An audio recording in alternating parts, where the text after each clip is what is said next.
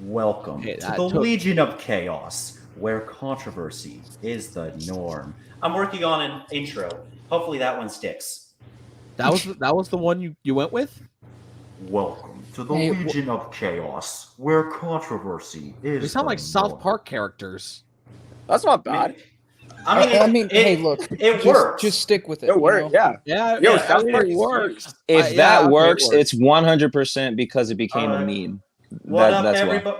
So, all right, we're live right now. So, how's it going, everybody? We are live with the first ever episode of this new podcast, The Legion of Chaos. We talk about controversial shit all the time here because it's the regular. So, this week we're talking about a topic that I came up with. Fortunately, the guy who came up with the topic is not here, but the topic. Did he fucking die? I don't know what happened to him. But so the topic for this week is the difference between anime characters and comic book characters in how they attain their powers. On one end, in comics, you have characters like Spider-Man who get their powers straight up. Every single thing they can do on the present day is what they started out with. Whereas anime characters, Goku, fucking Saitama, Naruto, you name it, they had to train to achieve their powers. How much juice did they drink? Like, what do you think their diet was? So I just want to go real quick on what you guys think about this. Like, so what do you keto? Do you guys think Goku's on the keto diet?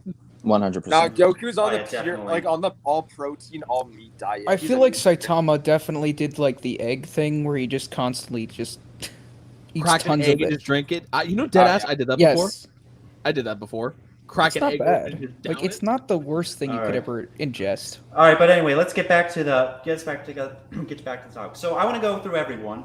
So what is it like? I just want to start out for talking about why it is that it came to this. Why there's this difference in how superpowers are, where you have concepts of these characters, even in anime with superheroes, where it's not the same as traditional American comics. With like Saitama had to train to get his abilities. Deku had to train in order to be capable of handling all the One for All power, and all the characters around him in My Hero Academia still need to do certain things in their environment, like to help, like there are environmental factors which enhance their own powers and quirks. So I think it comes from a place where, like, in most comics around those times, no one wanted to like sit there and basically watch them grow. They would rather just see all of the powers just visually there, like be entertained from the fights, the scenes. I Yeah, don't think at the 100%. time period they really wanted to get through all that growth. They just wanted to see some action, is what I think. yeah. And how about you, Blue? How about you, Chris, or Blue Marvel, whichever one you want to go by? Yeah, we can go by Blue. I'm gonna Blue call him Marvel. Chris Marvel. Blue. Chris Marvel, there you Chris go. Marvel. My whole thing, I think the difference is a lot of culture with writing. With comics, understand that, especially in the sense of comics that we see today, where a lot of comics that are recognized are under an umbrella of a large, publisher, right? So they're all in connection in some way, right? But in comics, there's a little bit more freedom when writing. The idea of a comic is to be as unique as possible to stand out, right? I mean, think about how a comic would survive. I mean, the major characters that you guys are thinking of right now, they had to fight for their survival in comics. That had to be the most ridiculous thing. And the American people like us that they were looking to target, like you said, we want the bang, get it in right now. They couldn't afford to have entire story arcs where nothing actually happened but training and this mental things changing. People didn't care about that read comics. On the other hand, with anime, it's a part of culture that is a part of their culture, deeply embedded of these writers, that the idea of a warrior came with building. That's a lot of what happens in most of anime, regardless of what the story is about. there will always be an element of what it took to get to that point. I think that's a major element in all anime, regardless of what it's about. It's always an element Definitely. of how Yeah. did we get here. And that doesn't matter. That's One Piece. It can be My Hero, like you guys did, and it can be even Death Note. Death Note, a lot of that was a story about how he got from point A to point B. And realistically speaking, a lot of crazy stuff happened, but the most interesting parts were the build. So it's a lot about how they tell stories in anime versus comics, but it's also a lot of culture. Yeah, I, definitely. and I completely agree with that too. Like for instance, in something like Naruto, one of the major themes, especially in early Naruto, was this idea of the failure versus gifted genius, where somebody who struggles and perseveres through and like an insurmountable obstacle will come out on top. And even sometimes that's not true. But when I think of a character acquiring power, usually it's a very it's a very crazy event. Like everybody's watching. Like it's very fantastic, very high impact. But in something like One Piece, when Luffy got the Gum Gum fruit, especially when it's depicted in the manga, it was almost off screen. Like you just see Luffy eating some food, then he takes a bite of the Gum Gum fruit while some other action is happening in the bar, and then the next thing you know, he's stretching like an elastic band, like he's a rubber boy. And after that fact, you don't see him work hard to develop his power. It's time skips to when he's already a fully realized character. He's learned how to use his power, then he goes through the story. And then it's only later do you realize how he attained his power, how he made it his own, how he formulated it. And so I think this is a very unique distinction because it almost follows that superhero format where he's already a fully realized character, embodies that power, and is able to take on every obstacle head on. Yeah, I definitely see. Yeah, I think that's I could pretty definitely good. see that and agree with that. Yeah, I that's a really good explanation. But then we get to like characters like Spider-Man, where they get their power. Like Spider-Man has powers straight from the beginning, but also depends on the Spider-Man, because like Peter Parker, he's had his strength from the beginning. He had all of his abilities and stuff. He learned to adapt and how to use them. But with characters like Miles, he got his powers while he had his strength. He developed his own unique abilities, and he learned through training how to like conquer that sort of stuff. And we kind of see his character progress through that.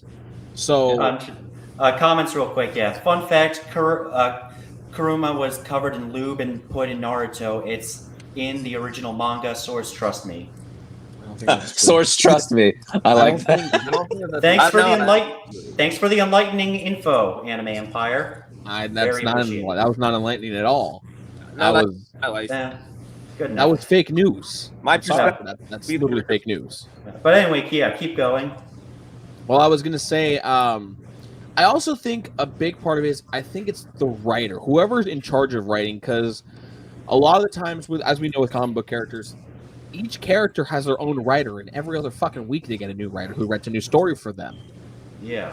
With anime and manga, we have a single writer. Yeah. It's one person who does everything. They're at the helm of it, unless they go to a studio or something. It's not just a character; it's the whole. Or you series. have a co-writer, like in the some entire instances. series. Yeah. Yeah. In some cases, like anime guy said, you sometimes get a co-writer. Look at Kishimoto, for example. Kishimoto Or Death Note. handed off. Death Note had a co-writer, by the way. Yeah. Kishimoto handed off Boruto to his friend, and for the first 50 chapters, his buddy was the one who wrote Boruto and set up the world of Boruto, and Kishimoto oversaw it and gave okay, and took it took it didn't back. agree with some things and agreed with other things. But there's co-writer. But then you have people like Hirohiko Araki. You have people like Oda, all these and other mangas who have done everything by themselves. So they know they're developing their own characters, and they're using especially in shonen stories, we see characters progressively get stronger as their character develops. Like Luke in the beginning, like Dora mentioned earlier, he's just a dude made of rubber. But we see him develop his own techniques using his battle IQ and stuff. But we also, as we've seen him develop new techniques, we've seen him grow as a character. We've seen him become, if you look at Luffy from the first episode to where he is now, while they are the same person, they don't feel like the same character. And even I can tell, like, I'm not even caught up on One Piece. I'm currently in Dressrosa. And I can tell that, like, If I remember Luffy from the East Blue, completely 180 kind of style of character in Dressrosa, and his powers have developed to what he he's developed himself, and we can see that through his powers and how strong he is. And you're right about that, because there's a maturity with Luffy now. And I think that's a very important distinction that needs to be made clear with, and this goes for every character who has a power. It's the importance of mindsets. When you encounter a battle, just because you have power, it doesn't mean you're going to win. But if you have the resolve that, yes, I'm going to win this battle, I'm going to put my life on the line, that will set you apart from the rest, and that's what will let you succeed, and that's what will make you stand out among the rest of the countless pirates or countless ninjas. It doesn't matter. But yeah. No, Yeah, when you talk about mindset, it kind of reminds me of how a mindset And he's joined us. can There get he is. progressively worse Yo, or better. my phone feels like a damn furnace right now, bro. Holy shit! So I switched over to my iPod. Well, I did poo, but I'm dead. Wow. I love watching Microsoft PowerPoint Weeb God Edition. Google Slides. Put some respect on the name. Oh, my bad, bro. All right, my you're bad. right. I've My used bad. it Sometimes before. better. Google Anyway, go ahead, Slides, Andy. I'm Put against some it. respect on the name. Okay, so what was the topic that was being discussed? So I can interject. We're doing the difference in superpowers of how they're attained between comic characters and anime characters. And so far, we're explaining why that is, why that came to be, the origins, the reasons, whether it's production or what fans wanted, a lot of other things factors. We've already got.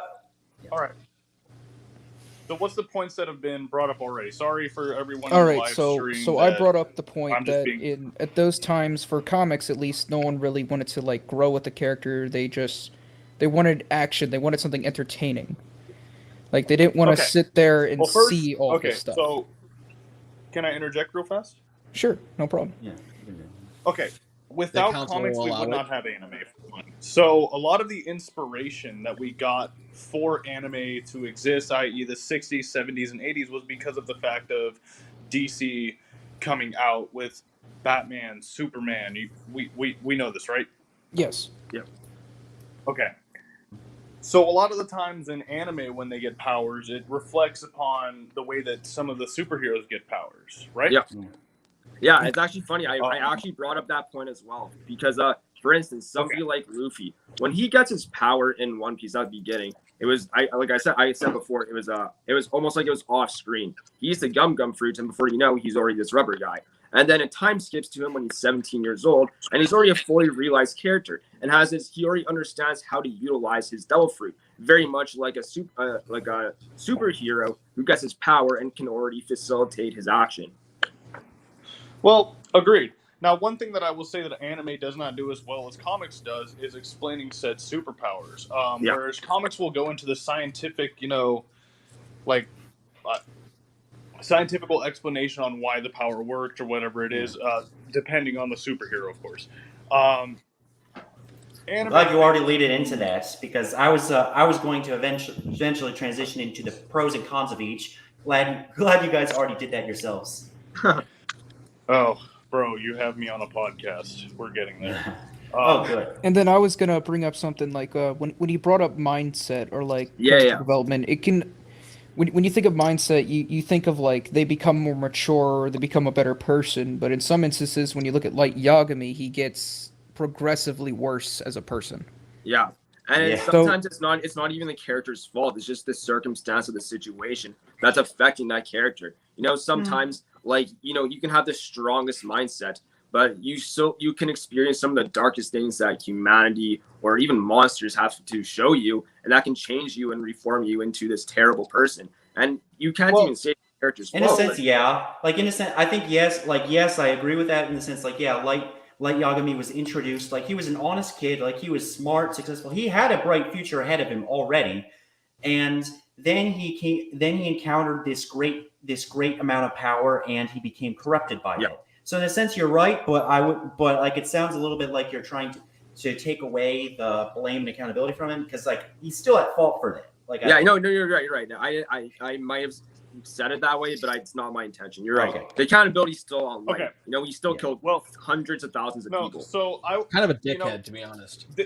This is a little bit of a tangent off of the point of comics and how they get their powers, but in reference to Death Note, the author felt like this is opinion. I want to make sure that this is opinion. When a certain character died, the series took the L.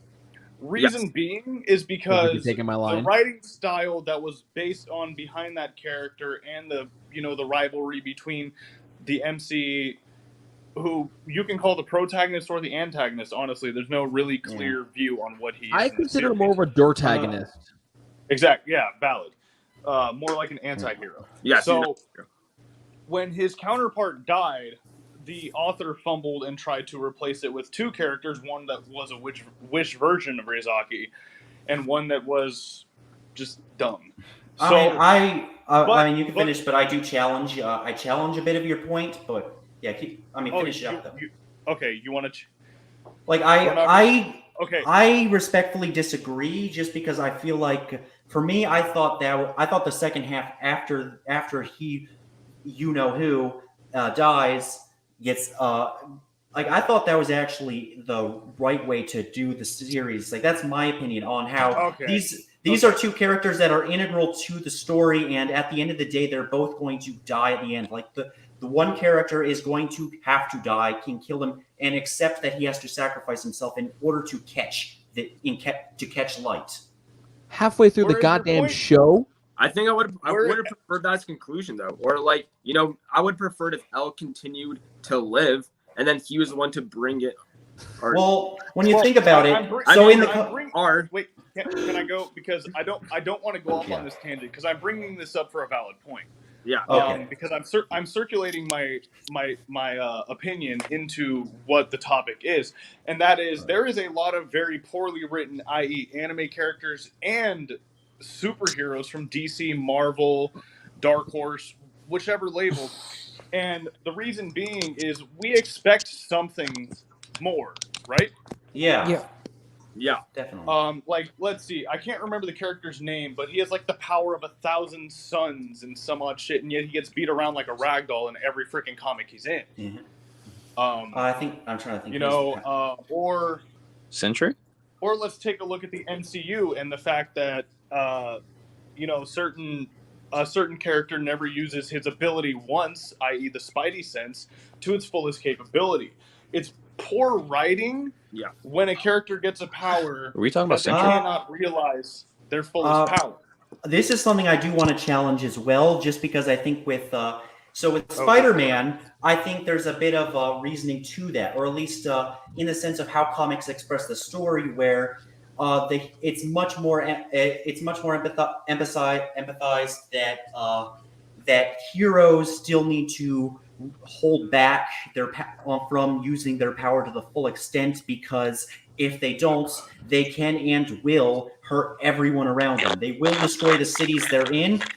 And to that regard, now the Spidey sense in particular, I think that was a little bit of bad writing, but I'm gonna disagree right now, because we saw, he was struggling with the Spidey sense because he was going through an existential crisis of just losing Iron Man.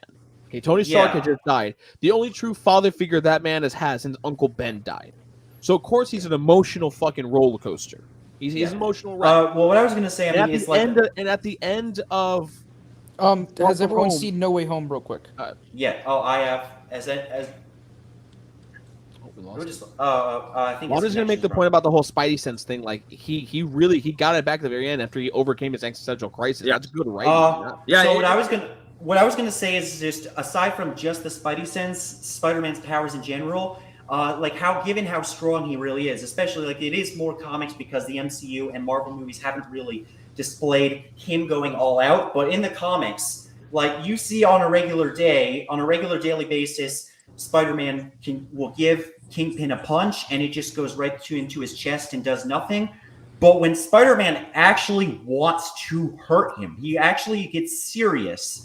He go one day after a particular event in this Civil War, when Kingpin now sends somebody to kill Aunt May while Kingpin is in prison, and it infuriates Spider-Man. So he goes to prison, takes off the symbiote suit, because at the time he had the symbiote suit, he takes it off of him and just breaks, and he, with just full power, but through just bitch slapping him, he breaks Kingpin. He destroys him. He breaks his back. He shatters several ribs. He completely just when you talk about the holding back thing, it kind of reminds me of this. So has everyone here seen No Way Home? If honestly, I haven't, but it's fine. You can talk about it. I will promise. Yeah, we straight, bro. Well, I'm not for me. It's specifically fine. What I'm going to talk about is. Okay. So I remember Andrew said that he stopped pulling his punches. Like, if you remember that. Yeah. Okay, yeah, and in reference to that, it was to stop Tom Holland from making the same mistake towards the end, which if you remember I think we get the point of the same mistake at the end. Yeah. It was basically, I forget the exact Spider-Man. I forget his name. That's on me. It's the OG Spider-Man movie one. Tobey Maguire. When Tobey decided to jump in the way and basically take the stabbing to try to stop him from basically killing the guy, it was to demonstrate that you don't need to do that. Yeah. It's almost like because he felt. It's almost like that's the writing of Tobey Maguire because he felt But regret for to my point. Goblin get clapped.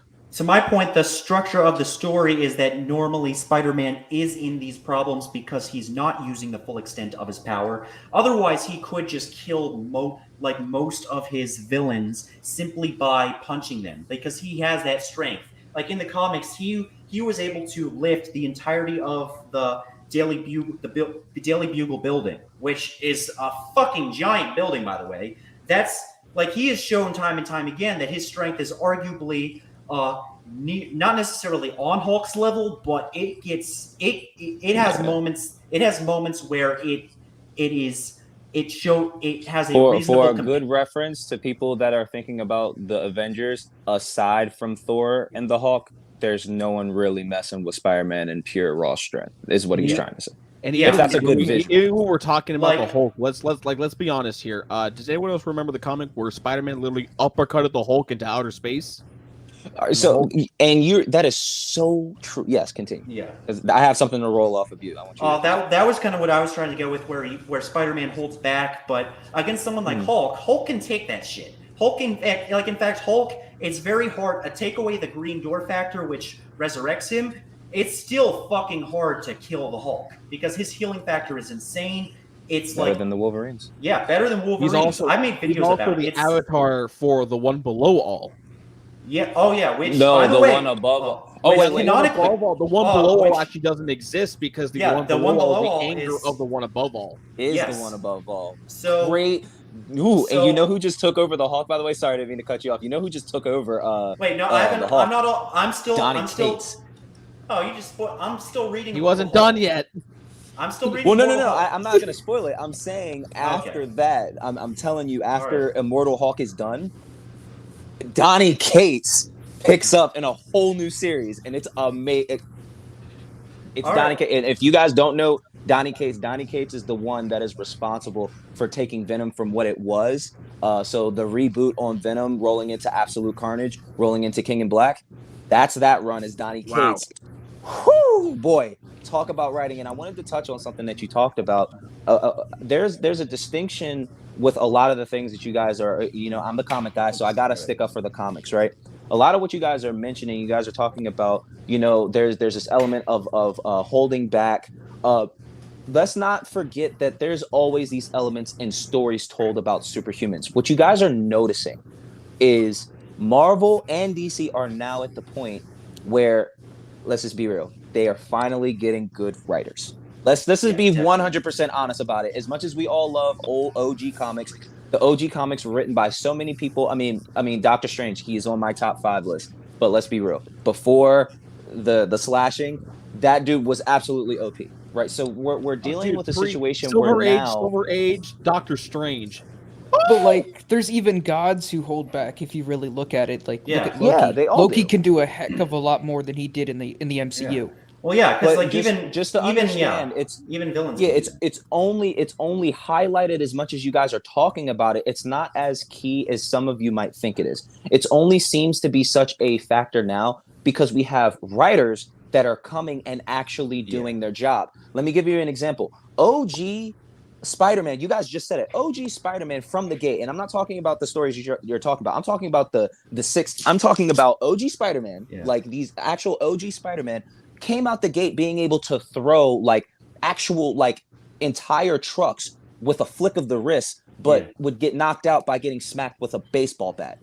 Because when people were writing before, power scaling was not a big thing. And in fact, one thing I'll give to the anime community in general, they are much better at when it came to power scaling because, like the other guy that said earlier, they were way more inclined to be so technical with how they got their powers. So let's just also give respect to the fact that it's not necessarily as prevalent as people are thinking it is when it comes to that aspect of how comic heroes are getting their powers or how they're holding it. What they're just trying to do is they're trying to set the new tone. Like they're trying to set everybody on the same, like Thor. If any of you guys are really upset with how Thor is being written right now, trust me, you're not the only one. He's also in my top 5. Dude, I mean, we've gone through literally everything right now, bro. Like, give him a break. You know what I'm saying? You can't expect a guy who. So how many people have taken on the mantle of Thor in the comics? I mean, geez. I mean, Blake, I can't even tell you, dude. There's Frog. I mean, like, well, I mean, okay, Beta Ray Bill, but I mean, like Donald Blake. I was about Eric to say Beta Ray Masterson, Bill. Eric Beta Ray Masterson, Bill doesn't really Donald Blake. Don't forget Throg. Well, that's a version of Thor. That's the Frog. Did you? Frog. So this is kind of new. Did all of you guys see the new Moon Knight trailer? I did. Yes. It looks really good. Who's extremely excited for it? I'm extremely excited from the aspect of what I'm seeing and the direction that they are writing it.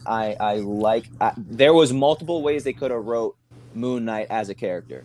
If this went to me, I think a lot of people needed to see a Moon Knight that was much closer in rawness to Deadpool than some of the other conventional ways that they try to make edgy characters, especially in Marvel with Disney, their version of edgy really isn't that edgy. You know what I'm saying? Like, we're not even getting into some of the darker things that we should, like just in writing in general. They completely ignored that Tony Stark was a raging alcoholic. So I like what I saw. It looked really raw. It looked really violent, and it looked really crazy. So it is still going to be a TV series, guys. So I hope he talks to everyone here, we want the rage, but I am excited.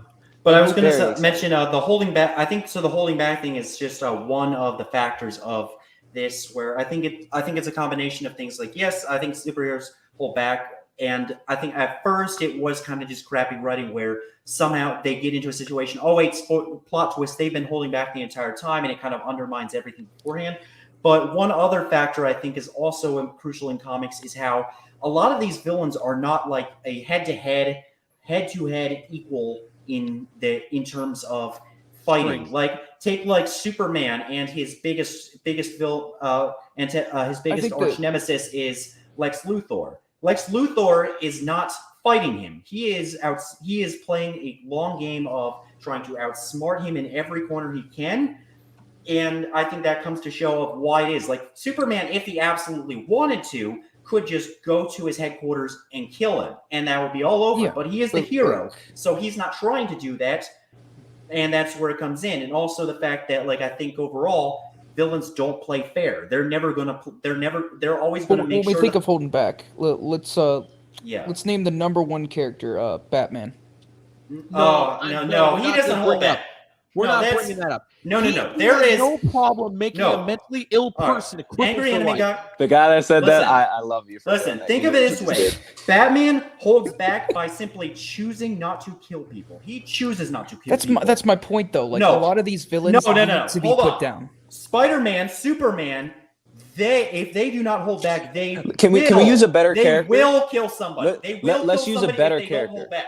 Let's use a way better character. Let's use a character on the comic side. Let's talk because I have a specific quote. Cosmic Ghost Rider. When we say that they're holding back, when he originally got his cosmic abilities, he had to literally tiptoe on the planets that he's walking on. Otherwise, him stumbling could quite literally blow the planet up. Like So- World War Hulk, like when he World took War that- Hulk. I think and that's, destroyed the that's, entire coast. And that's the point I'm trying to get at. Where it's one thing for Batman, where he can choose not to go for the kill, but for someone like Spider-Man, Superman, it's not that they can choose to not go for the kill. It's that if they aren't careful, they will kill people around him. They don't get to choose whether or not they kill somebody. People will just die automatically if they go full out, because it will destroy the. It can destroy the world. Since we're on this topic, I want to bring this up. So you guys were talking about how, specifically you, John, you were saying that sometimes when it's revealed that the hero's been holding back the whole time, it's really bad writing, which in some cases it is. But there are some cases where it's really fucking good writing. Yeah, as I said, I'm going to bring up specifically the Spectacular Spider-Man. When I Doc knew you were going to do it. I literally knew exactly what you were going to say. Inside Peter Parker's body and felt the memories and realized why he became Spider-Man and went to go continue the legacy of Spider-Man, he accidentally punched the jaw off the Scorpion, and he realized, holy shit, Peter's been literally was like, oh, whole time. That right there. Didn't he say like he could have killed me at any point? Yeah, didn't he say something like that? He could have killed me at any point with a single strike. But Peter's been consistently holding back because he actually cares. He wants to help me. He wants to do all this stuff. So with sometimes with the hero holding back, it can be stupid. But there are some cases, depending on who's writing it, it becomes really fucking good. Hey, I'm gonna add on to you. The only reason that it's ever bad, and I'm sorry for the people that are fans, and I'll just throw my favorite character out of there so no one feels like I'm attacking them. It's because of characters like Superman and Blue Marvel, and it's not really Blue Marvel. It's more of Superman and the Goku. I'm not saying they're bad. Yeah. Oh, he's gone. Yeah, I was saying Goku though. Goku is like a prime example in my mind. I think Goku. I mean, Goku is one of the anime characters. I think they do explain how he has to hold back, otherwise he will destroy the entire world. Like they there are multiple cut me times right where as he I came back. like has just for the concept of like fighting alone, he's like gone out of his way. He's not holding back to save the planet. He doesn't give a fuck about the people. Yeah. He doesn't care. I mean, He's made that blatantly clear he's made that blatantly clear. He does not care. In the Tournament of Power, he specifically reminded him literally of the thing they were doing. Like Goku they forgot. They forgot. If he didn't remind them, the whole fight wouldn't have happened in the first place. But it's because of those characters that we even have this issue with the whole holding back line. Yeah. Because we have routinely characters like Superman that are, and I love the character. That's what I was trying to say before it cut me off. I was like, look, this is the universe telling me just leave Superman alone. You know how they get down. But this is what happens when you overwrite a character. I think somebody was talking about the Sentry earlier, talking about how he gets beat up every time he shows up. Well, that's because the Sentry is actually being written better than Superman, because I'm sorry, if Superman has the ability to rip a planet in half, and he seems to be at every single crime scene that has ever been a thing in DC, he's there every single time, right? We technically should never have an issue. But it's also the thing of like, why does he even need the Justice League's help? Why does he need the Justice? But that's all about writing, because you can ask the same thing about the Sentry. I would tell you guys to read, what is it, they revamped of the Avengers when it was Luke Cage. I can't remember. I'll get back to you on that. But because I know what you're talking about. Because like I'm a huge Green Lantern fan, and the comics, especially outside of Green Lantern comics, they have people. It's written by people that have absolutely no idea what the actual power sets of Green Lanterns are. Yeah, literally. Like it's like, dude, you can't take off a Lantern's ring, but somehow people do it outside of Green Lantern comics, even though it's shown repeatedly that if you try to snatch it off of them, you can it might. Yeah, you can literally just pick it up. Do you guys watch the Justice League animated movies? Justice League Doom? By the way, animated Justice League kills just about everything. It kills everything. MCU has a problem with them, to be, in my opinion, bro. Animated DC is movies is weird, but in the animated DC movie, the fucking Justice League Doom. We're not Doom. The one where fucking Apocalypse shows up. It's the first time the Justice League all meets up together. Batman literally snatches the ring off of Hal Jordan. He's like, "You weren't concentrating, man. Fuck that. The fuck." I mean, that's the problem. That's literally the problem. We have these characters in these positions that they don't need to be in. Like I said, Sentry is a good example because Sentry is not being put in every single thing. He's not being sent to fight Mole Man, and I said that to be funny because he kind of did, but there was a reason behind it because Ultron came back. But you know what I'm saying? As a Green Lantern fan, I hate how they write how a lot of people that don't write Green Lantern comics at all write Hal Jordan as being this idiot. Because like I can accept some level of stupidity on his part because that's who he is. He's going to be reckless. He's going to be cocky and arrogant. But then they just make him a fucking idiot and go after Darkseid alone. It's like, bitch, you don't do shit like that. Or if you are trying to do that, you keep your distance because that's what. But can you confidently say that that was so funny? The way that he's generally written that doesn't written to his character? Like to his character, because he's kind of stupid, like, bro. He's kind of stupid, but not that stupid, is what I'm saying. But I was just saying, just playing off of. I mean, you could excuse it, kind of. Like he is a stupid character. He's arrogant, kind of. He's arrogant. Arrogant, not stupid. He's stupid arrogant, like but the DC DC animated universe just does a horrible job with the lanterns. Like he's not stupid, but he does stupid things. He's not stupid, but he's reckless. Yeah. He's reckless. Yes, reckless, definitely. That's like Luffy. You know, like he doesn't really regard the consequences of his actions. He'll just go for it. Well, I mean, yeah, and it's like the core of his character is he's a test pilot.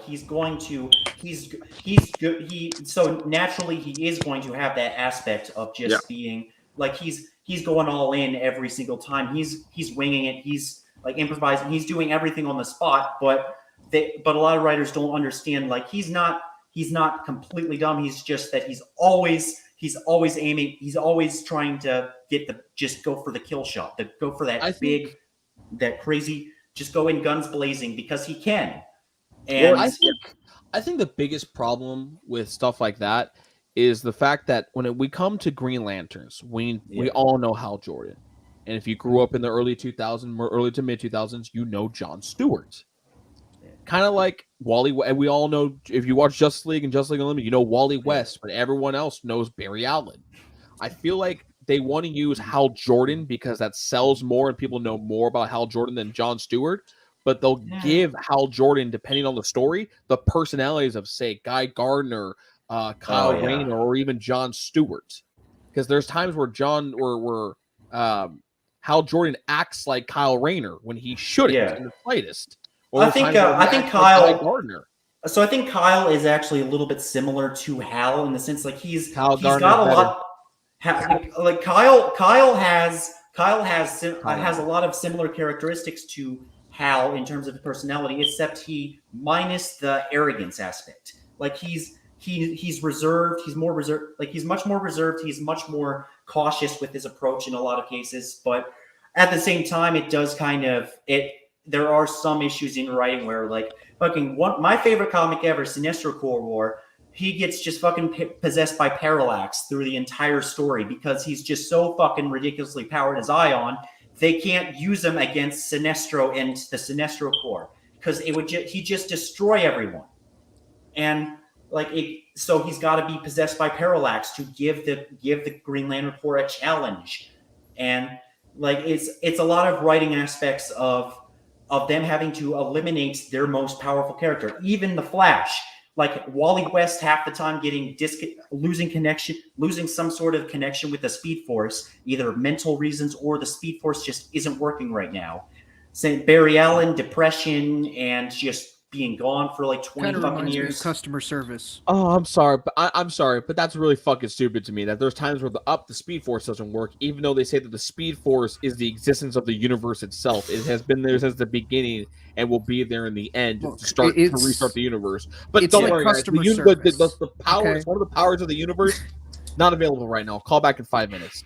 Yeah, it's like the customer service of the universe. Oh. I think that can be a con of comics of how they structure things.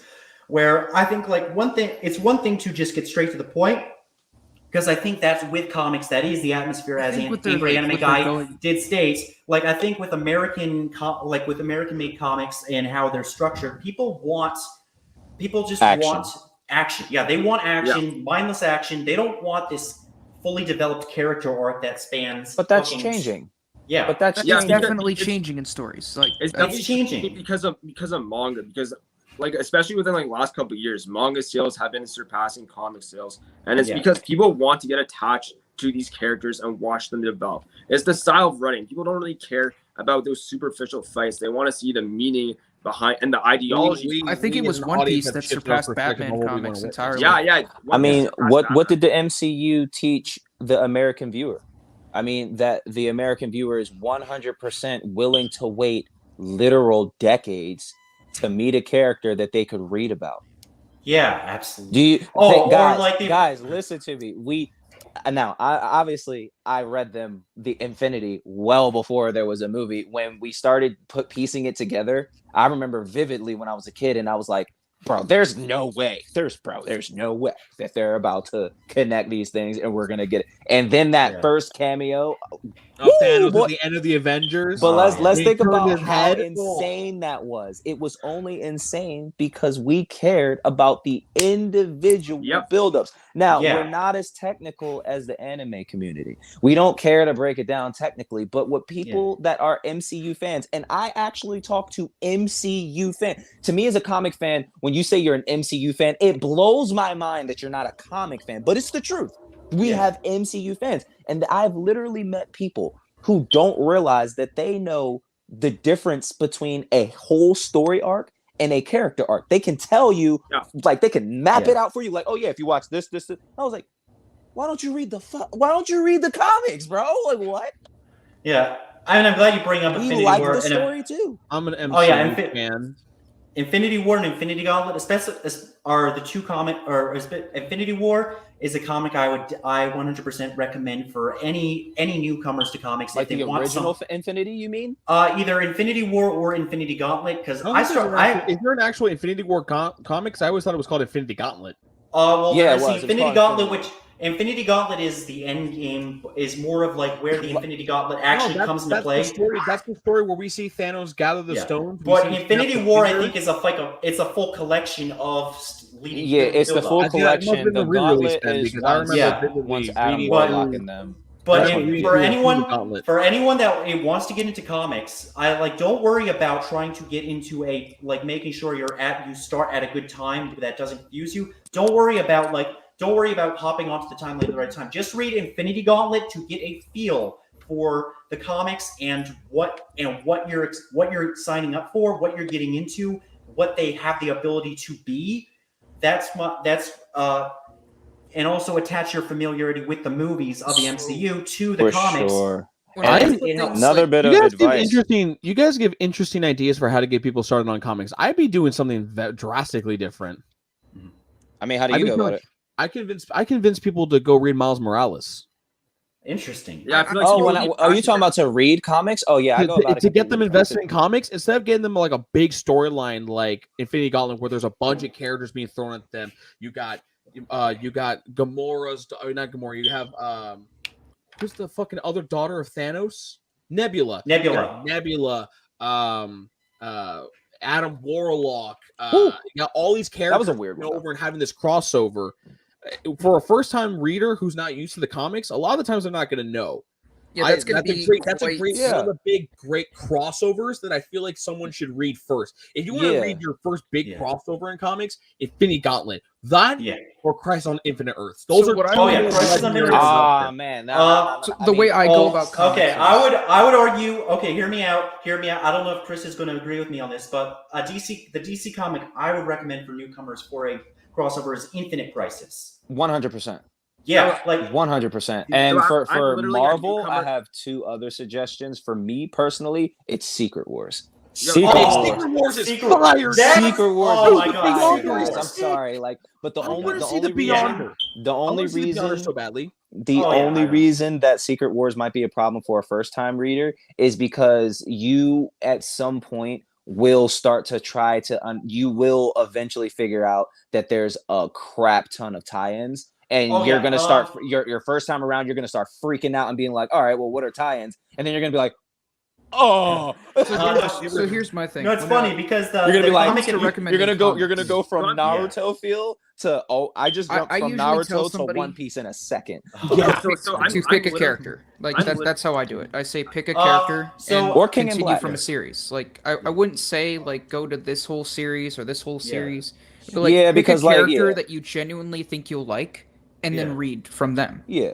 Pick a I- series, yeah. you know, grab a and comic, grab a sometimes though, number like one. Make when sure you you grab a when you zero really or a number one, and then you when start you've reading. really gotten used to the atmosphere of comics, you start to just fill in the blanks mentally, and even if you never read them, because like I read Avengers versus X-Men before I read House of M, before I read any of the comics, you know, besides Civil War. Damn. Like, there was like a gap between Civil War and Avengers versus X-Men because I've been like for years I was skeptical on reading modern day Marvel comics because they can be inconsistent on quality.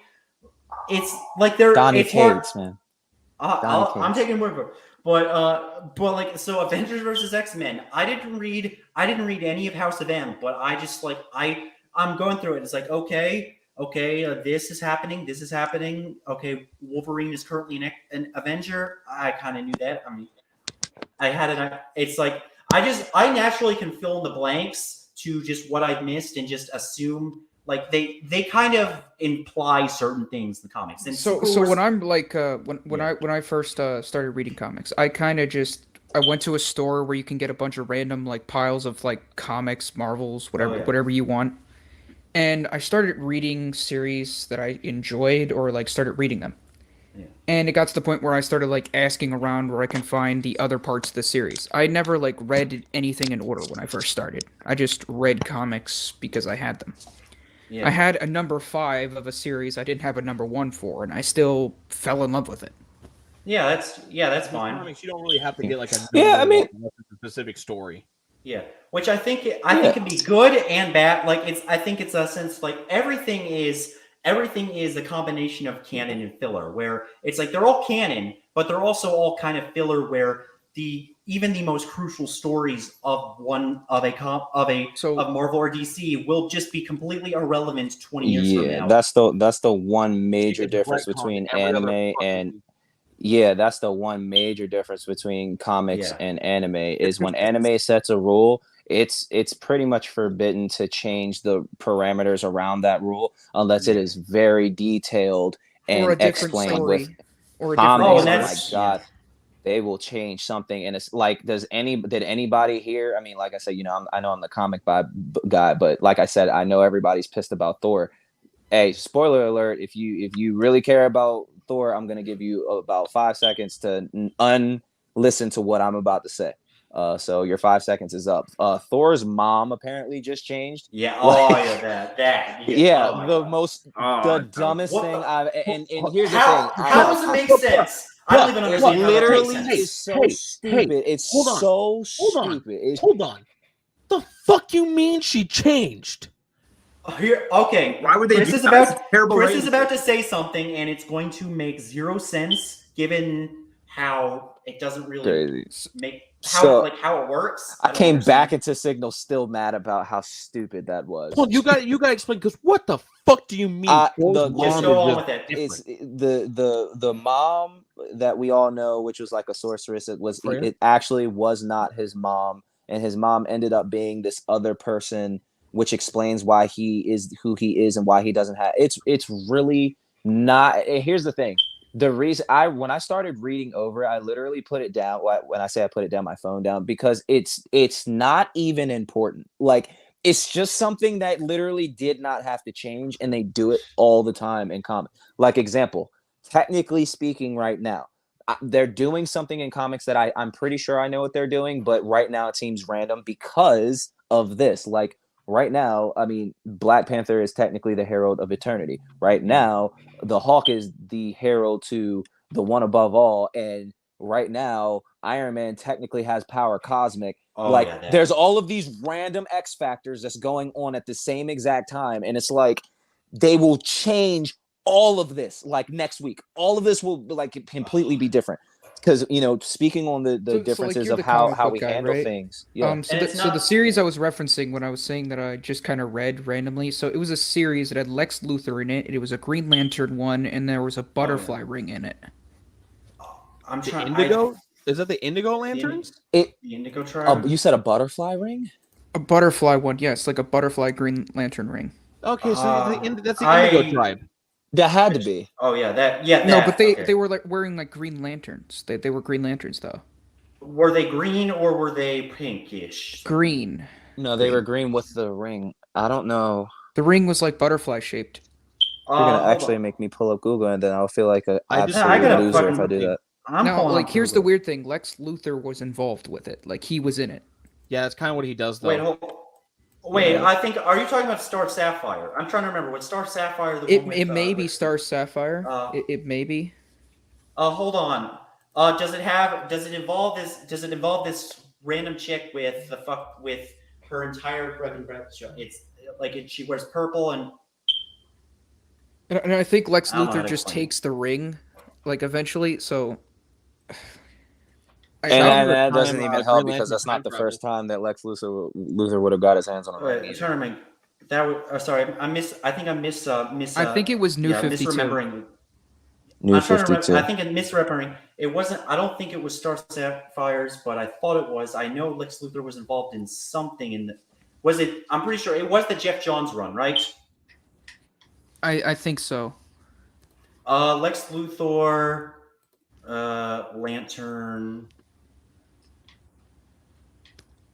Lantern. So there is the Orin. Did he have? Yes, he did. I believe he did. Yeah, he did have Orange Lantern. I think canonically he did, if I'm correct. Yes, he did have the Orange Lantern ring in the Blackest Night. The only reason I'm storyline. asking is because I kind of want to read it in order now. I still haven't. Oh, if you're doing Jeff Johns run, you need to Green Lantern Rebirth. I have the entire fucking collection of the Jeff Johns run. It's pretty complicated, but just type in Green Lantern Jeff Johns run and you'll get all the stories. And it's because it's a pretty big one. And there are a lot of great stories because Blackest Night. There is a lot of shit you gotta read to understand that story first. New Blackest 52 is Night. certainly Oh my confusing to me God. though. Oh, Blackest Night was goated. Oh my god! I mean, But yeah. just what a crazy. I got him looking this And stuff up. once again, and my friend always, I'm always boost up. Like I said, for me, when I'm getting people into comics, if somebody tells me they've gone into the MCU, they've watched the movies, I tell them King in Black because especially if you've watched the Eternals, if any of you have not read the King in Black and you've seen the Eternals, if you read King in Black, that's all I'm saying. I hate I the honestly- Eternals movie, by the way, guys. I know this is not the conversation, but I watched Eternals last night. Trash. I mean, it wasn't trash. It was I not. don't think it was terrible. It wasn't trash. It really No, was not It trash. was. I think it was a I know why you solid. said It was it. solid. It was a solid movie. I think for It was what a it was solid 8. Yeah. It was a solid 8 out of 10. Are you serious? Angela Alright, Jolie 7.5. was Choreography was useless great. the Acting whole was pretty movie. decent. I Gilgamesh think it was did the pretty only well. other character besides the Indian dude that I gave a fuck about, and he got murked. Yeah. And what they did with the Celestial at the end, and they Icarus. changed a few Dude, things. The retcon that Thanos knew about the emergence, and that's why he was going from planet to planet to stop them from advancing their just because you kill half the fucking species doesn't mean you Yeah. wipe out their intelligence. I mean, he Oh only my delayed God. it too. They He only delayed it. They retconned the entirety of Thanos' reasoning for why he was doing what he was doing, and then gave us a fucking person from One Direction to be his brother. Man, fuck the Eternals.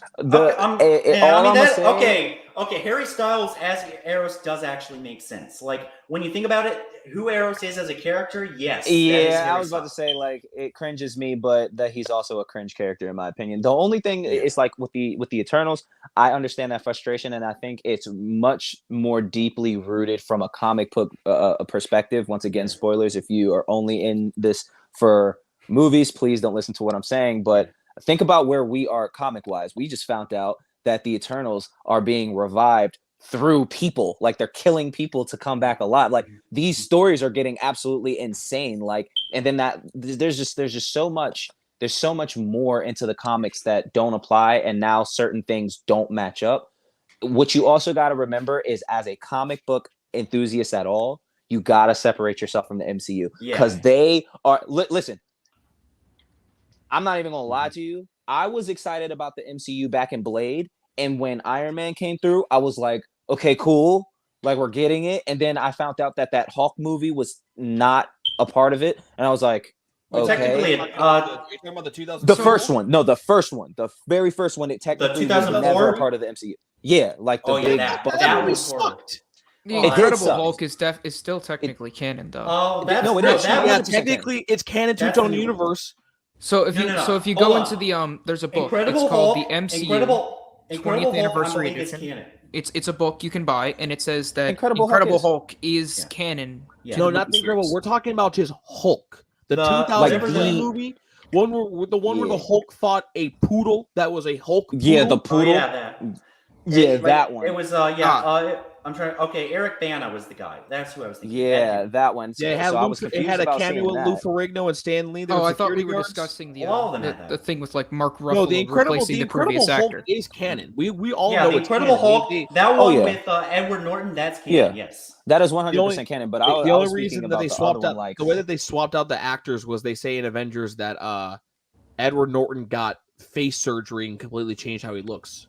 Yeah. Though Bill, too. originally the reason he left was I think he said he didn't get paid enough or like No, I think He it also was didn't give a because fuck. he had too much he had too much control over the entire. He kept changing up the movie to what he wanted. There was like whole drama behind Ed Norton, and they were like, you know what, fuck it, we're not bringing you back if you're just gonna try to hog everything. So that's why we got Mark Ruffalo. and Yeah, Mark but- Ruffalo yeah. can't Feel keep about his Don mouth shut about Cheadle anything. replacing what's that one dude's name? And the reason I think that guy just got screwed out. Oh, you talking about the guy that playing Iron Man? That one? Yeah.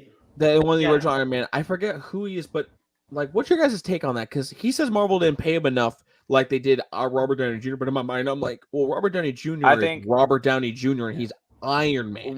Well, let's rewind that back. In comparison, with all due respect, and I'm a movie enthusiast, I'm looking at crunch numbers, and I remember Robert Downey at that point in his life literally unmarketable, and nobody would hire him. In fact, that guy that we're talking about, we can't really remember his name except for the fact that he says "man weird," but he was rolling off of Hustle and Flow, and he was rolling off of multiple ethnic films. Was he that also were, in Empire? I mean, we I got to believe think about he is, Thor. but though. that was later. We got Thor.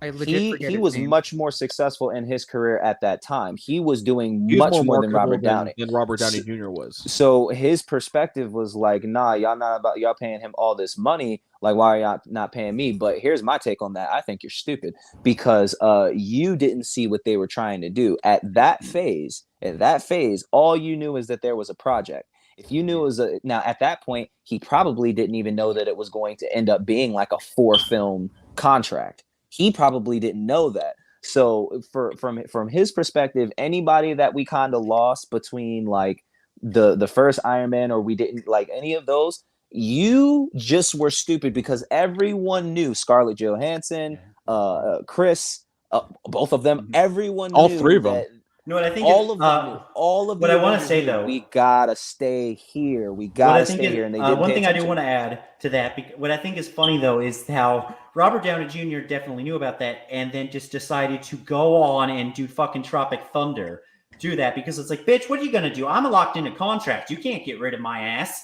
Fucking goes in Tropic Thunder blackface, risking his career. Like that one bad move, and his career would be fucking over for good. Unpopular opinion, and this is gonna get me canceled. I didn't give a fuck about him blackface in that movie. I thought it was hilarious because that was the whole point. The point, Hey. it's the point. They're making fun of the concept of blackface. Yes, like, they are. Bro. It out in the movie, they're like, I'm gonna let "Why you the know fuck is like this this. Australian dude doing it?" Hey guys. As that guy, So as I got that a guy. message. I have a very big emergency I have to deal with. Oh, okay. You have to go. I apologize. All right, well, you'll be missed. Yeah, you'll be missed. Have a So, good friend. it was great having you on here. It was great Like, we appreciate having it. you guys. We too. really appreciate it. See ya. Yeah. So go ahead. Yeah, Chris. but as a guy, hey, look, I watched that movie, and everybody that I watched it with thought it was funny too. It was a different time, and like you said, that also plays into who Robert thought he was, and I think he made a good move. I think he could probably never do that again. I don't think that they would even allow that movie to. Not, I mean, I don't think anybody could do, but that literally skyrocketed everything in his favor. He became a person that's untouchable. He became that figment of your imagination, and it just played in perfectly. Like I said, if they left, if we didn't have the same person, it was just because they didn't see the investment that everybody else saw. Well, that's kind of the thing with that particular movie is that as Jacob was saying, or I already point. Jacob was saying is that the whole point was that they were trying to make fun of the concept of blackface and how, like, as a character, the character Robert Downey Jr. is playing, he's using this as an excuse. Like, this is the type of person who would do such a thing, and they confronted it in the movie. That's the thing. There's a lot of people who get offended. There's a lot of people who get offended, and then they might. And I, as a black guy, I gotta be the one to set it straight, right? But people will clip this part of it like we're just being insensitive, and the only people that would get upset is if you didn't watch the movie. So let me be clear: everyone that likes the fact that it was in the movie likes it because you have to see how it was handled. We only liked it because it was blackface, because when he got slapped, it was the funniest thing. Wait, what do you mean, you people? And Brandon turned around and goes like, what do you mean, you people? That was the most iconic thing you could have done. It was hilarious, dude, bro. When he hugged the guy and he said, for 400 years, our people have been 400 years for using that word. Dude, he said, get the fuck off me. He holds me for 400 years. We're literally about to get canceled right now. We're probably going to get canceled. That movie's supposed to be that movie. Well, like, it was. It was a great time, but let's bring it back to the topic at hand about. Okay. We could bring it back to comics and how that relates to who Robert Downey Jr. was and how it played into if people left at that time and people couldn't invest. I mean, it made sense why you couldn't, but it was still a stupid move. I mean, like you said, we had people that could do stuff like that, and they still were wildly successful, and people still wanted to see the movie. It just people didn't understand the value. I mean, even we didn't. I mean, let's be very honest. When we saw the first 3 movies, guys, there was no Avengers a saga. I hope we all know that there was no funding for that. Like, why do you think that Thor Ragnarok was a complete flip? Marvel was just go to the Avengers, and I think it was supposed to end there. A lot of people forget that Marvel was literally under bankruptcy, like Chapter 11 bankruptcy, which if anyone watching this majors in economics or anything, that's fucking horrible. Yeah, it's that's bad. the That's worst. really bad. Like, really, they were out the door, guys. Like they were out the door. Like, suddenly the first Iron Man movie came out, and it actually did really well. So suddenly they were getting a little bit more funding to make more movies. If Iron Man 1 wasn't as good as it was, they would not have any funding or anything. They give Marvel too much. And I'll let you finish, but they give Marvel too much credit. And I'm gonna let you finish. But yes, Iron Man had no choice to be a massive success because Iron Man 1 and 2 were the first movies that came out. They had to be a massive success, or Iron Man 1 had to be a massive success, or the franchise that was the MCU. The only thing that had actual movie ties and money to the Marvel Cinematic Universe, it had to do good. But look at what we had before. We had Blade, a 3-movie deal, the first real superhero movie that actually was cool that people went to go see, and then we had Spider-Man. Discounting the X-Men though. The world, then we had X-Men. Well, X-Men came out the same year. X-Men came out the same year as what? That was 2000. I think it was 2000. That was the first year's Blade.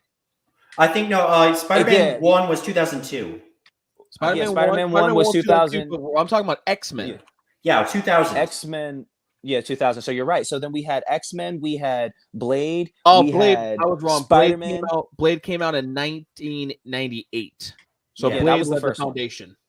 That was the foundation, and then we had the X-Men, then we had Spider-Man. Yeah. Marvel had massive success on their brand before they were even conceived. If they dropped the ball, guys, I'm gonna let you know like this. Everybody, they hyped them up too much, and I'm a Marvel fan. Let me let you know. If you guys showed us a Iron Man that was trash, they deserved it, bro. There's no easier way. I mean, let's think about it. It didn't matter if it was Thor. Now, them picking Iron Man absolutely was the smartest thing. That absolutely was what they should have done. Fun fact. If you want to thank anybody for them picking Robert Downey Jr., you want to thank anyone for them picking Iron Man, thank the children. Because the original intention for them making the first Iron Man movie was for them to sell figures. And they brought in a group of characters, and they asked a bunch of kids, hey, out of these characters, who would you want to see an action figure of? And they pointed and said the Robot Man, because they didn't know it was Iron Man. Because Iron Man, Thor, Captain America, they weren't relatively well known compared to the likes of Spider-Man or X-Men or anything at the time. They weren't household names. As much as the Avengers in general knew them in household names, they weren't well known like the X-Men, like the rest of the names I just listed. I'm assuming Hulk was not in that. Was not shown to them. Hulk was because considering more 2003.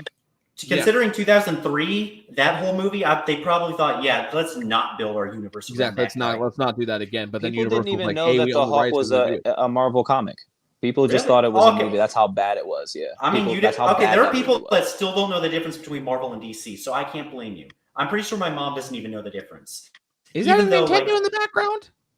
Oh my fuck! No, don't even start me with that shit because she can't recognize the difference between one device, one console, and another console. Whatever is the first console she got you is forever what she calls every other console. That's how that.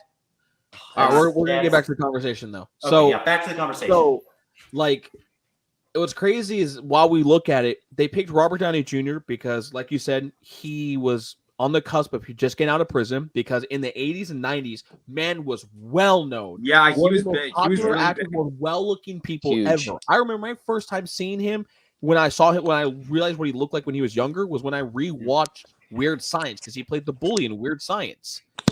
And then he was a household name even when he was young.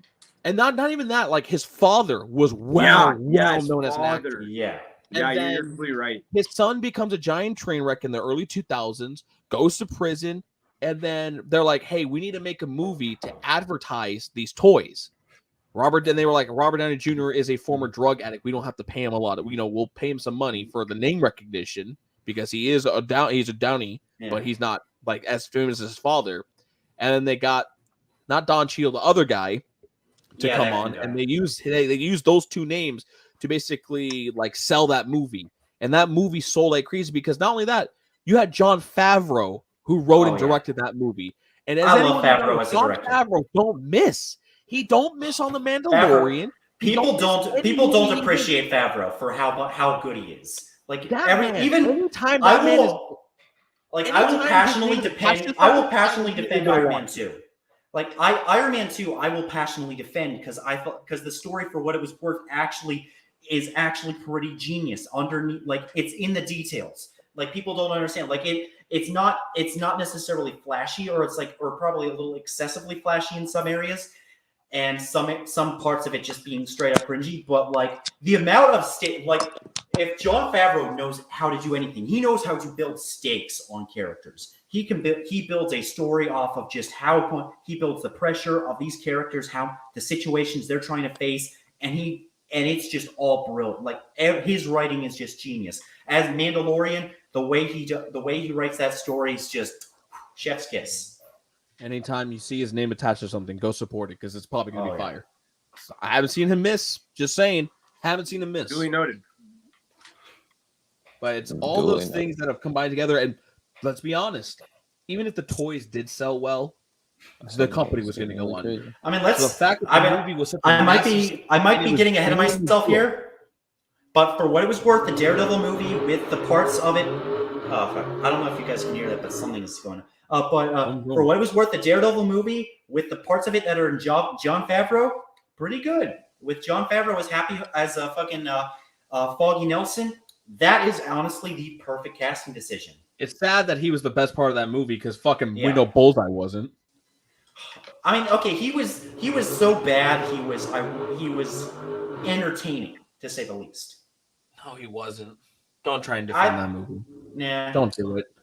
Who? And Bullseye in the The guy who played Bullseye in the Matt Damon Daredevil movie. No comment. The Daredevil movie? Are we really referencing that movie at all? I was going to completely skip over that. Because Jon Favreau played Foggy Nelson. Yeah, which is probably the perfect casting decision.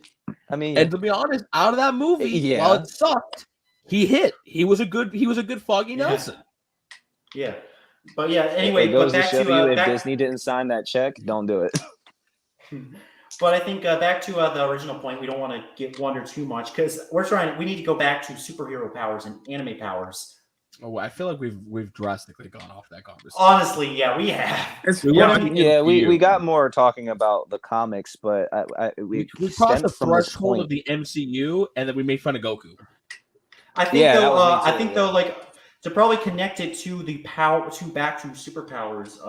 How I think the MCU kind of did nerf a lot of characters at first, and that's kind of where I think it's a little weird. How a lot of people might find it weird that Scarlet Witch is suddenly the strongest character in the MCU. It's like canonically she is that insanely powerful in Marvel Comics, but every other character in the MCU before her was nerfed to the fuck ton. Like Thor, Hulk, drastically nerfed. Like, and I mean, even in the comics, you could argue that Scarlet Witch is more powerful than Thor, depending on the version of Thor and the version of Scarlet Witch. Because like there are some versions of Thor that like I think that are just weak as shit compared to Scarlet Witch. Well, here's the thing though. In every iteration of the Scarlet Witch, she's a Nexus being. She will always be automatic. Every single version of her. She is a character and she's a person is a Nexus being.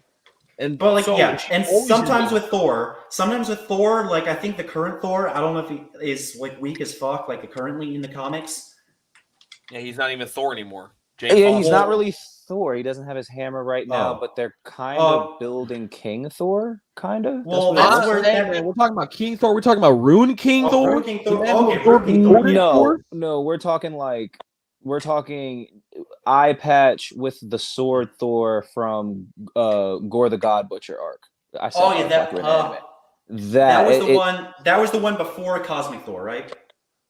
It's technically the Thor that version of Thor is kind of a blanket statement. That's whatever version of Thor, that's the Thor that should technically inherit actively the Thor Force. And for anybody that doesn't know about Gore the God Butcher, the older versions and the more powerful versions of Thor has access to the Thor Force.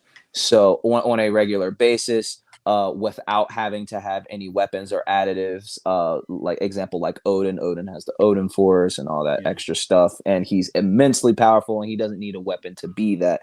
They're basically saying that eventually, just like Bor and just like Odin, Thor eventually would get to that point. So it's looking like the hammer, once again, King in Black started. Well, it was before King in Black. I think this actually can tie into the actual topic of the superhero powers, of how with comics, just how sometimes the powers themselves do actually change because they change up the origin or the source of the power, where there's a reveal that the source is actually way stronger than you think. Like take for instance Flash, and originally the comics just had him as a fast, but now like it was like the 80s or 90s or whatever time when Wally West discovered the Speed Force, and suddenly that's how the powers are. It was a new change. I believe that was the 90s because Wally didn't come into play until Barry was dead, and Barry died on Crisis on Infinite Earths, and that was in the late 80s. I think the main difference, to get to the major topic, and this is really supposed to be a conversation between anime anime and comics. But I think the main, what I'm hearing is the focus is different. When you're talking about comics, you tend to have a bigger emphasis on the physical power, when we get Iron Man characters, they're so special. Versus in anime, it's never really about the power; it's about what's done with it. So I think everybody knows enough about Naruto to reference, the Sharingan.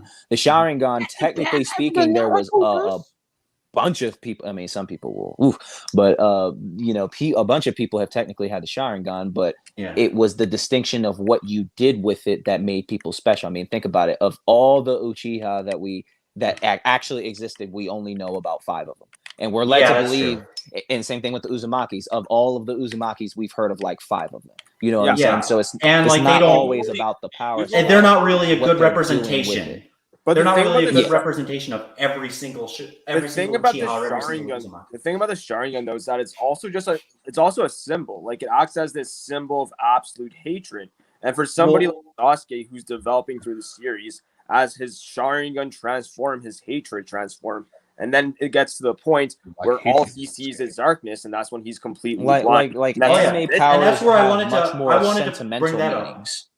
Yeah, and the other thing of being that the context of the usage of it, like I think with Itachi, people overhype the fuck out of Itachi because, like, ignorantly, because they don't realize that Ito Tensei Itachi was overpowered for the reason that he did not have the eternal Mangekyu. So all the abilities you saw him do, if he was regular in his prime, alive, he would just fucking destroy his own eyes doing half of that shit. Because that was the point. Yeah, because he could not, because he needed the eternal Mangekyu. He would need the eternal He couldn't do that without eternal Mangekyu. Otherwise, it would destroy his eyesight. But Ito Tensei, it's a workaround to that because he can just heal him, because it just automatically heals himself. And that people, like, that's often forgotten, the fact that, like, Itachi wasn't as, like, he was overpowered. The Sharingan is broken, but for it to be truly broken with no setbacks, you need to have the eternal Mangekyu. And, like, only 2 people, as far as I know, have canonically had the eternal Mangekyu Sharingan, which is Madara and Sasuke. And, like, with the exception of Obito, who for some reason, like, his version of Mangekyu Sharingan with Susanoo falls along the lines of just a special ability period, but not explicitly a curse of Kamui, and like how he was able to. Sorry, not Susanoo. Sorry, Kamui. Yeah, sorry, Kamui. Right off the bat, you know why his eye never gave out?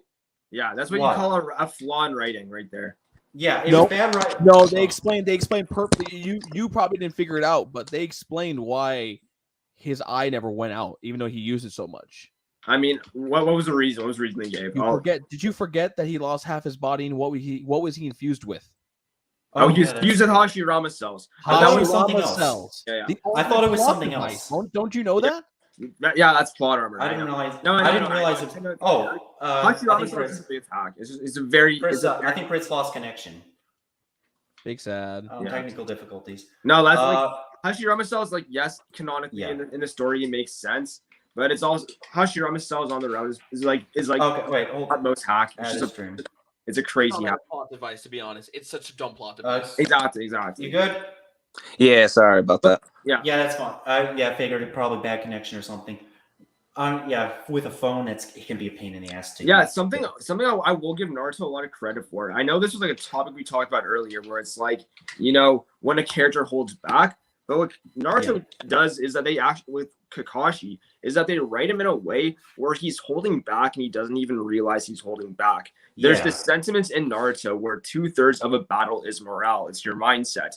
And for the entirety of Naruto, up until the end of the Pain War arc, Kakashi was only fighting with 1/3 of his strength because he was so mentally in the gutter. You know, he was so depressed. He was so fixated on the past. He never saw anything positive in the future. That's why when he's in the war arc and he's spamming Kamuis and Chidoris like there's no tomorrow, narratively, it makes sense if you look at it through that lens. Yeah.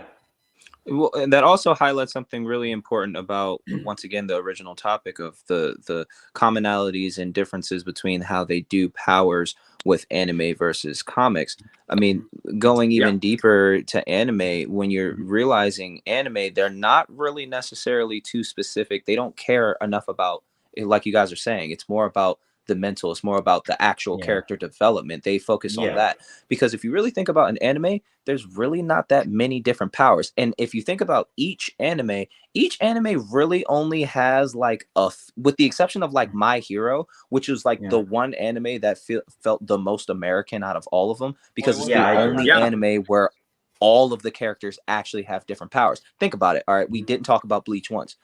There's only really 2 or 3 different powers in the Bleach verse, but think about how many different variations of Bankai there arc. Yeah, no, and You feel me?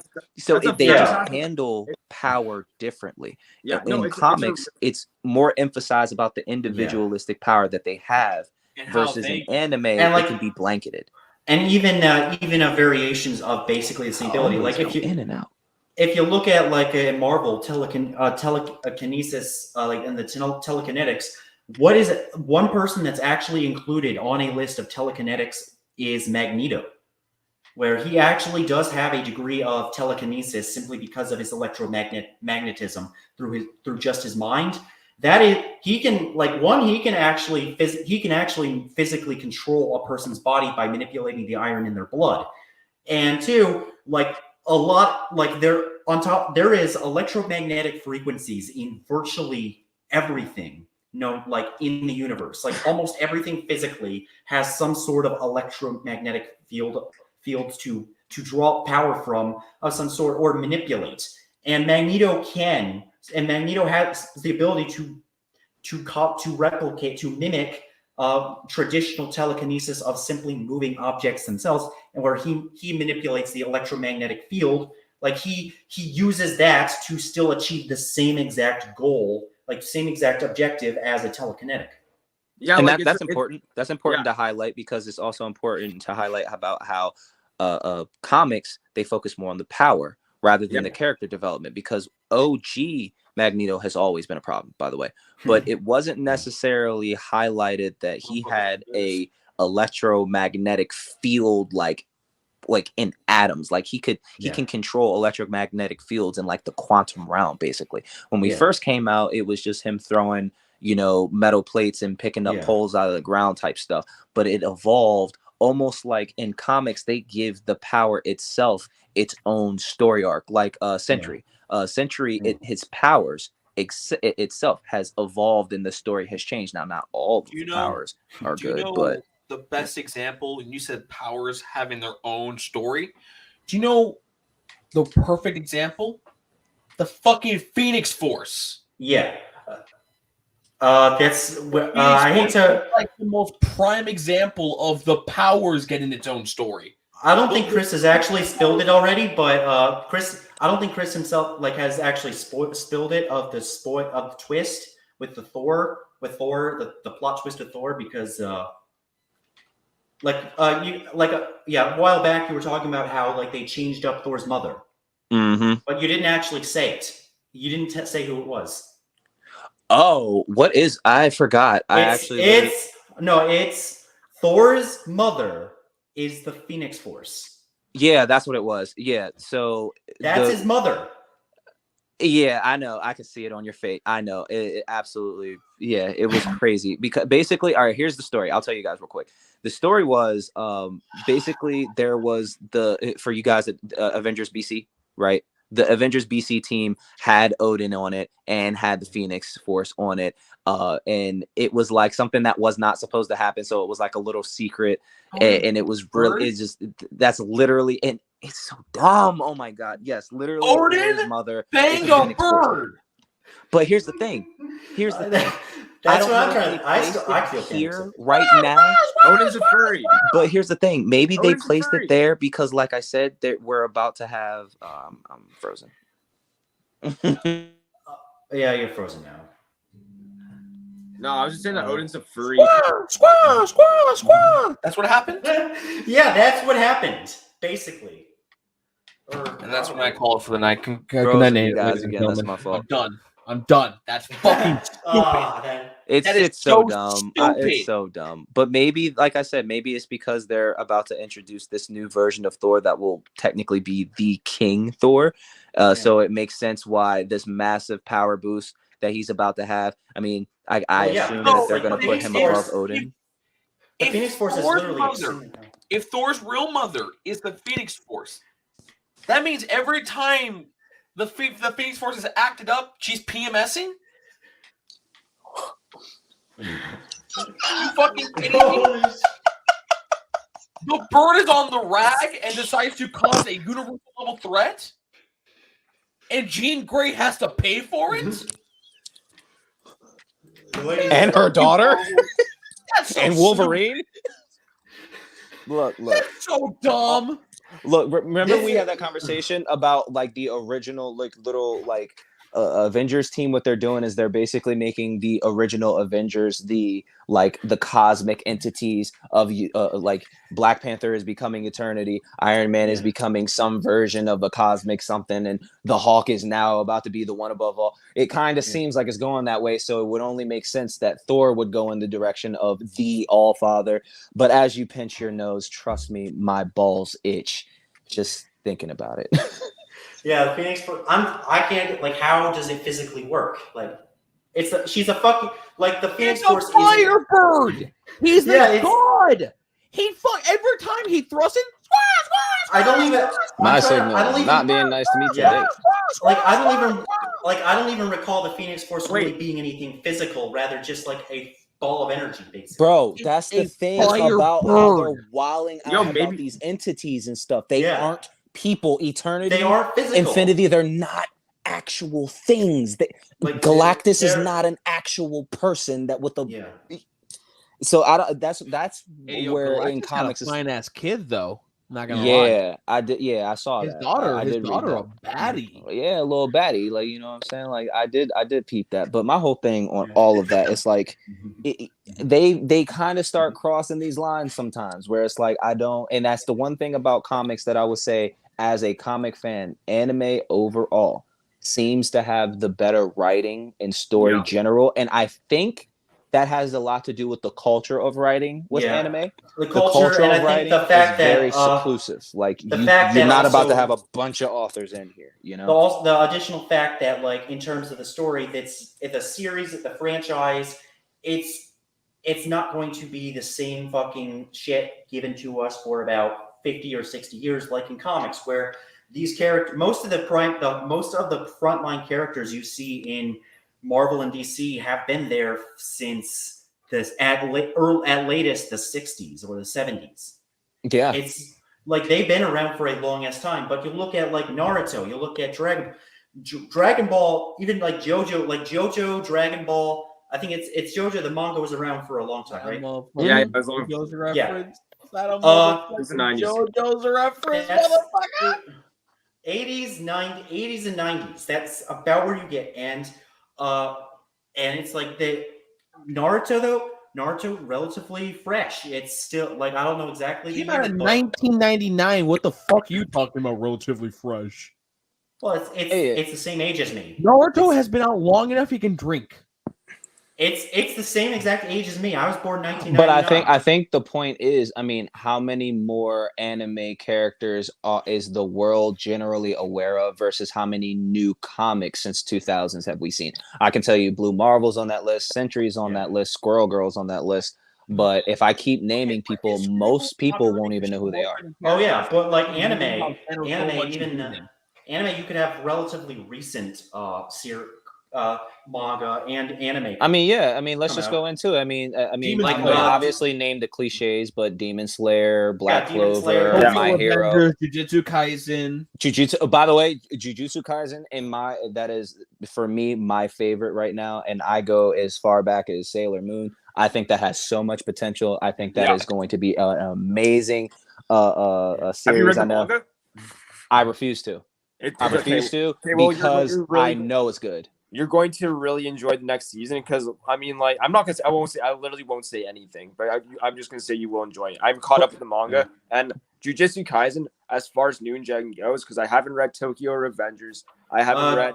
Asking how long the first episode is going to be. Maybe like maybe a few more minutes. We can do a few more minutes. We can wrap up. We can wrap up final thoughts if we. But Jujutsu Kaisen, before we wrap that up, I think the only reason that I won't read it is because I made the mistake of reading My Hero. Yeah, and that's why people are over here like, why is this dude on My Hero? What a dweeb, what a loser. First of all, come say that to me. If you read it and you knew what Shigaraki is about to do, Shigaraki's a menace. God, if you only knew. The best thing about My Hero Academia is the villains, and I 100%. And I actually want to close off with this. I'm not letting you guys spoil that shit for me. Like, I won't spoil it. I promise. All I'm gonna say. Well, Shigaraki's a menace. Yeah, something that I notice about anime is with the main characters is that, in superhero movies, like you were talking about Magneto, he has such an intricate power that is like, that's really dove into. But in anime, the main characters usually have pretty generic powers. Like Luffy, he can stretch and punch people. Asta, he has anti-magic. Naruto, his main jutsu is shadow clones. Like, they're all Bro, it doesn't matter what their main move is. Well, to I agree understand, with you. Dom. In anime, I don't care what your main move is. If you tell me that Goku's number one move is the Spirit Bomb or the Kamehameha Wave, you're a loser. It is that right hook that you just see his. Oh yeah. Yeah, dude, that's a killer. Definitely. Hey, real quickly, since we're talking about best new gen anime, so currently I think Black Clover is the best new gen anime, but I also gave myself a 1-season rule.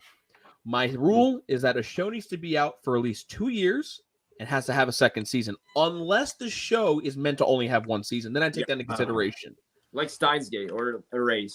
Exactly. I mean, for me, I would just do like until once the season is out, when the dub version is out, because here's the thing. My reason for a 1-season rule is because you can have a fire first season and then season 2 be utter dog shit. Like Promise Neverland. Oh, yeah, that's true. Cool. Promise Neverland. Every time I've listed those things, people are like, that makes sense.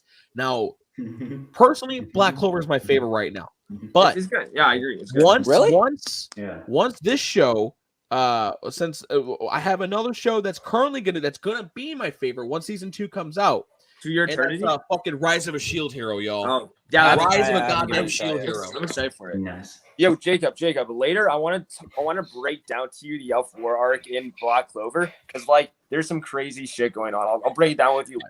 Fire. By the way, it's autographed, bro. I met the guy who voiced Nelf. Nice. That's so cool. That's it. Season 2 is gonna be great. I'm really excited for it. Once season 2 comes out, it's gonna become my new favorite new gen anime. Because Rise of a Shield Hero is fucking heat. When season 1 came out, I was invested. Like I watched this and then Slime Isekai, and I liked Shield Hero more. Hey, Dude, well, it don't matter because when the next season of Hunter comes Oh, out, Yo, Hunter sucks. Chris, Jacob hates Hunter x Hunter. So. I love it. I'm not even mad because I'm so disappointed that I'm still waiting for another season. You're never gonna get. You guys had not gotten a new chapter in over 1,000 days. Or all right, then Mob Psycho. You know what I'm saying? When Mob the Psycho, next... I'm so excited. Okay, you know your stuff, Chris. I respect it. I respect it. Mob Psycho is hard. I don't care. Mob Psycho is Mob Psycho's heat. Mob Psycho's fire. Don't get me wrong. Can we have like one conversation just to make people mad? We didn't give people that entertainment. I think we just vibed a lot, and we know that we have a lot to talk about. And I can't wait to come back again. Bitch. Yeah, but let's end it out with a bang, man. Let's talk about Saitama, man. Do you guys really think that Saitama is a gag character? No. Chris, or Saitama. I say Saitama. Chris, Saitama's not a gag character. I really want to break this down because Saitama's one of my favorite protagonists. So no, I don't think he's a gag character. I don't either. He's just somebody who's. If anything, I think his story is much more of a tragedy. If anything, how depressing it is. It's just like I kind of feel bad for him. He seems so depressed, and it's like, holy shit, dude! There is something messed up in your head. Like you need some. Listen. So the thing that's what I think. Yeah, this thing with Saitama is that yes, you're right. It's an absolute tragedy because he's got what he's wanted more than anything, and he's just stuck in this absolute futility complex. He's trapped in this box. But what people don't understand is, when you talk about tragic stories, you talk about Naruto, who was, he was basically this epitome of evil in the Leaf Village. That's how people saw him. Or there's all these tragic backstories, Guts. Yeah. But nobody talks about the mental health. Nobody talks about the mental illness that people face on a daily basis. And that's what Saitama embodies. Absolute futility of the mindset that's not able to overcome those daily obstacles. I think also, I think it perfectly right now.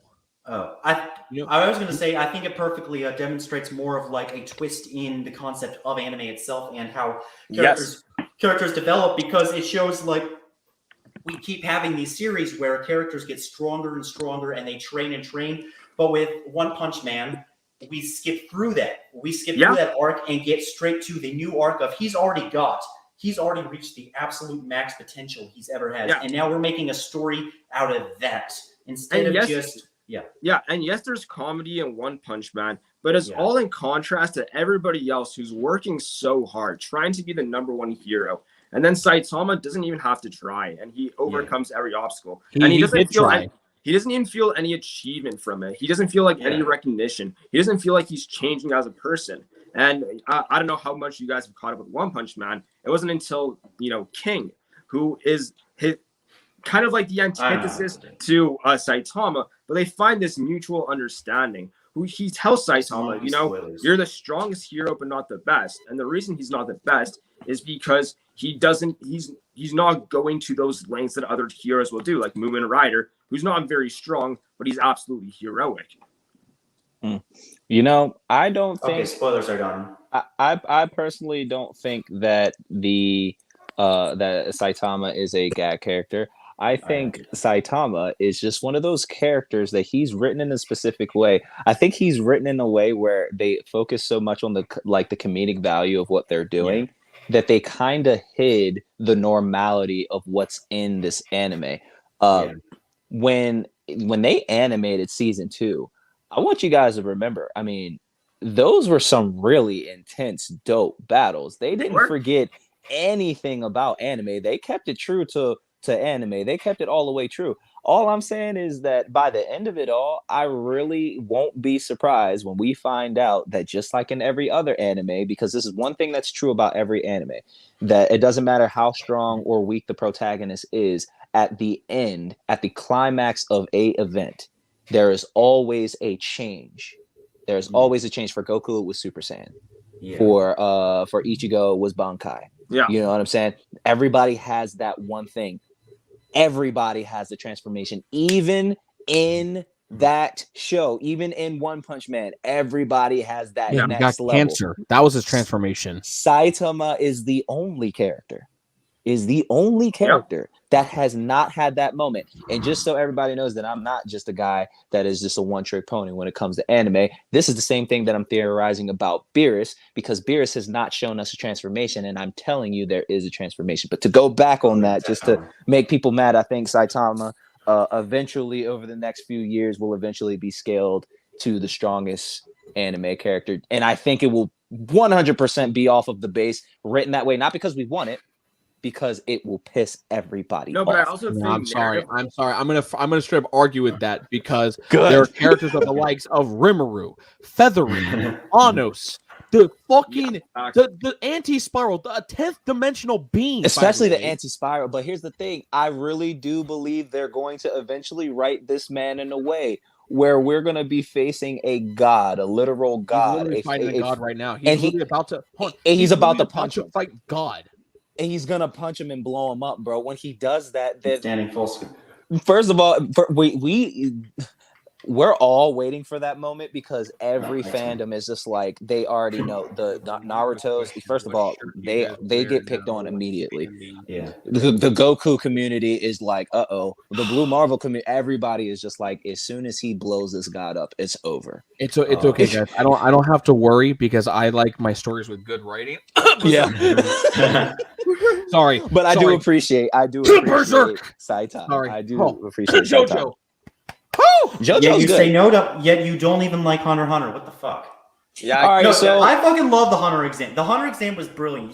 You need to appreciate the genius. What does me liking JoJo and Berserk have to do with shitty ass mid x mid? It's Hunter. It's Hunter. It's W times W technically, but WHW.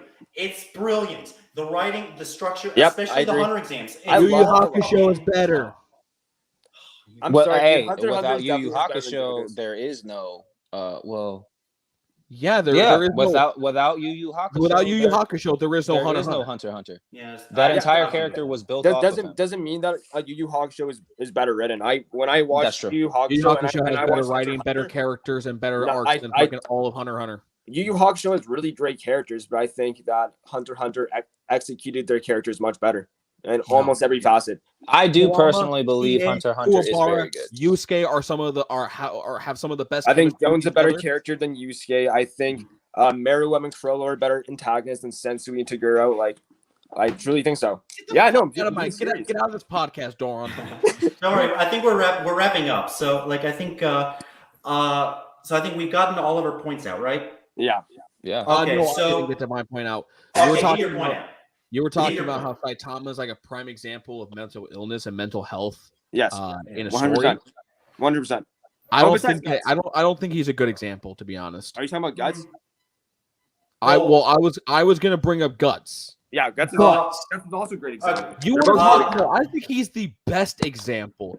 That man has had the shittiest fucking life ever. Dude, his backstory and his life makes Trunks' life look like a My Little Pony episode. I agree. Guts is like my third favorite protagonist of all time.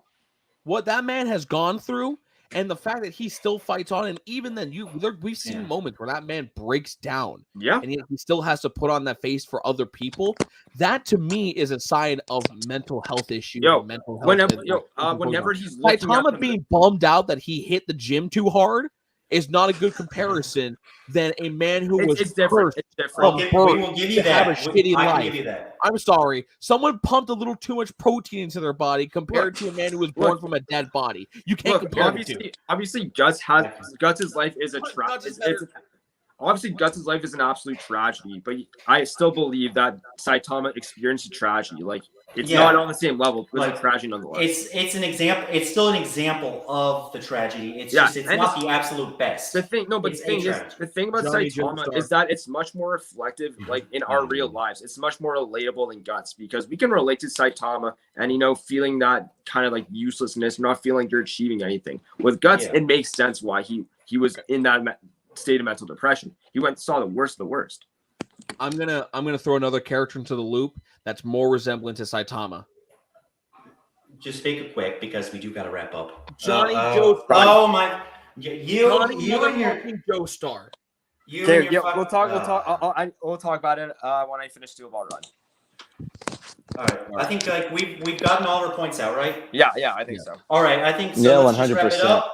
Let's wrap it up. Just like tell everyone who happens to be watching still. I don't know if anyone is watching at this point, but just like exchange like where to find you. Just say where they can find you. You can find me in Sacramento. For me, not where you live, but I mean like on social media. Okay. I know I'm fucking with you. You can find me on TikTok at Jacob Ty Stanley because I'm a stupid ass idiot and put my full government name on the fucking social media. I love it. Make sure you send me everybody's stuff too, homie. Yeah, you can follow me on TikTok, YouTube, and Instagram at Duran's World, as it says. We can type it in on the private chat.